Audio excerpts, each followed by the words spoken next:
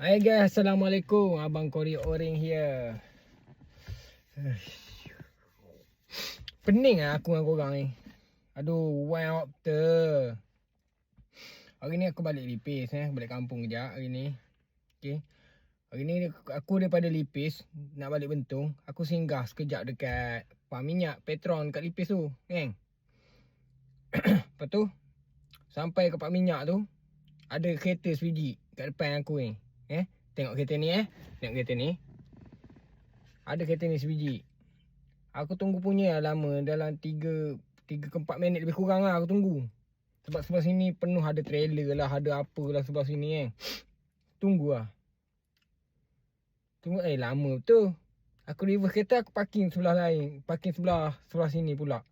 Aku parking sebelah sini, susah sikit lah sebab dia punya tangki minyak sebelah lain kan. Aku pergi bayar. Lepas aku pergi bayar tu, kau tahu tak kereta tu yang aku tunggu tadi tu, kau tahu tak dia pergi mana?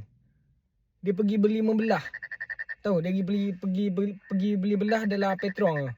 Orang punya lah tunggu lama. Aduh, musibat betul. Kak, nak pesan ni nak pesan kak. Kalau kau nak pergi beli belah ke apa ke kak kau pergi tandas ke apa sekali pun kan. Kau isi minyak kereta kau dulu. Kau parking, lepas tu kau gerak, kau parking tepi, baru kau pergi masuk dalam beli belah.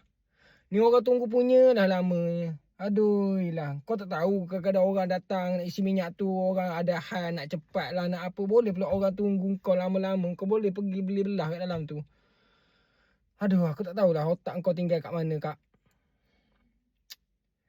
Otak kau kat lutut ke, apa ke, aku tak tahu. Aduh, musibat betul lah kak. Well,